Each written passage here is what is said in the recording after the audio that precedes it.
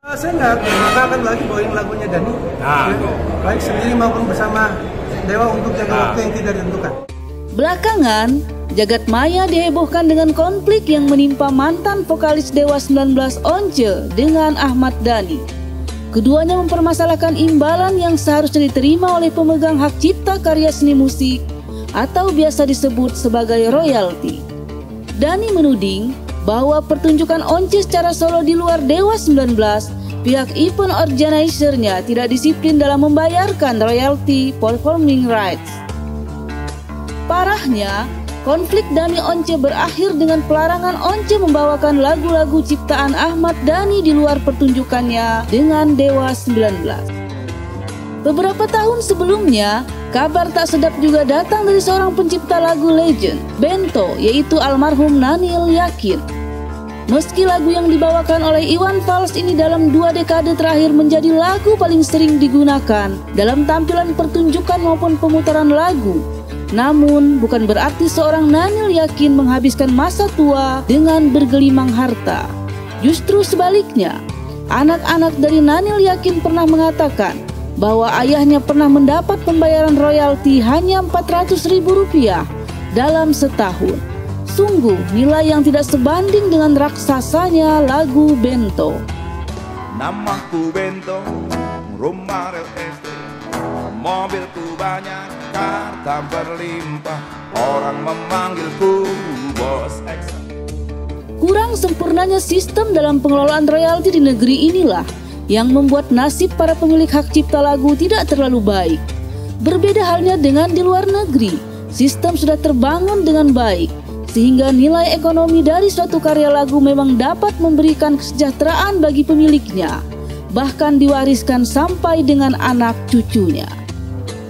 Bagi musisi dan pencipta lagu, mendapatkan pembagian royalti memang sangat penting di era digital seperti saat ini, karena untuk mendapatkan income dari penjualan album fisik seperti kaset dan CD layaknya zaman dulu sudah sulit dilakukan sekarang ini, di mana CD album fisik para musisi harus rela saat ini dijual di gerai ayam dengan berstatus bonus beli paket makanan. Lantas, sebenarnya bagaimana hak cipta dan royalti musik dan lagu? Pengertian seputar hak cipta termasuk musik tercantum dalam Undang-Undang Nomor 28 Tahun 2014 tentang hak cipta. Dalam undang-undang tertulis bahwa hak cipta adalah hak eksklusif pencipta yang timbul secara otomatis berdasarkan prinsip deklaratif setelah suatu ciptaan diwujudkan dalam bentuk nyata tanpa mengurangi pembatasan sesuai dengan ketentuan peraturan perundang-undangan. Hak cipta dipegang bukan hanya oleh pencipta, tetapi juga pihak yang menerima secara sah dari pencipta atau pihak lain yang menerima lebih lanjut hak tersebut secara sah. Hak moral dan ekonomi.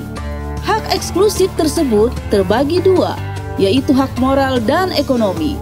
Hak moral adalah hak mencantumkan atau tidak mencantumkan nama pada salinan ciptaannya, hak memakai nama asli atau samaran, hak mengubah ciptaannya, hak mengubah judul atau anak judul, dan mempertahankan haknya jika terjadi modifikasi, mutilasi, atau distorsi terhadap ciptaannya. Adapun hak ekonomi mencakup penerbitan, penggandaan, penerjemahan, hingga penyewaan ciptaan untuk mendapat manfaat ekonomi. Saat hak moral berlaku selama jangka waktu hak cipta yang bersangkutan, hak ekonomi memiliki jangka waktu 70 tahun setelah pencipta meninggal terhitung 1 Januari tahun berikutnya. Perlindungannya selama 50 tahun sejak pertama kali dilakukan pengumuman karya tersebut. Menurut Kamus Besar Bahasa Indonesia (KBBI), royalti merupakan uang jasa yang dibayarkan atas barang atau produk yang diproduksi kepada pihak yang memiliki hak paten. Dalam Undang-Undang Nomor 28 Tahun 2014 tentang hak cipta, royalti didefinisikan sebagai imbalan atas penggunaan suatu ciptaan atau produk apa yang diterima oleh pencipta maupun pemilik hak terkait. Regulasi yang mengatur royalti lagu dan musik tertuang dalam Undang-Undang Nomor 28 Tahun 2014 Pada pasal 40 ayat 1 poin D dijelaskan bahwa lagu dan atau musik dengan atau tanpa teks termasuk ciptaan yang dilindungi. Lebih lanjut, pada peraturan pemerintah PP nomor 56 tahun 2021 mengenai pengelolaan royalti hak cipta lagu dan atau musik, pasal 3 disebutkan, apabila setiap orang dapat menggunakan lagu atau musik secara komersial dalam bentuk layanan publik dengan membayar royalti kepada pencipta, pemegang hak cipta maupun pemilik hak terkait melalui LMKN, Lembaga Manajemen Kolektif Nasional.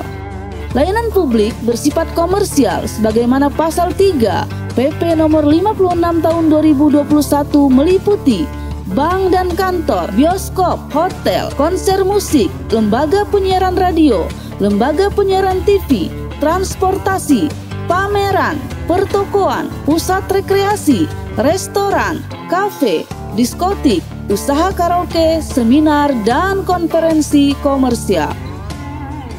Royalti itu wajib dibayarkan pada pencipta, pemegang hak cipta atau pemilik hak terkait melalui LMKN, Lembaga Manajemen Kolektif Nasional, lembaga bantu pemerintahan non-APBN yang dibentuk menteri untuk menarik, menghimpun, dan mendistribusikan royalti, serta mengelola kepentingan hak ekonomi pencipta dan pemilik hak terkait di bidang lagu dan atau musik.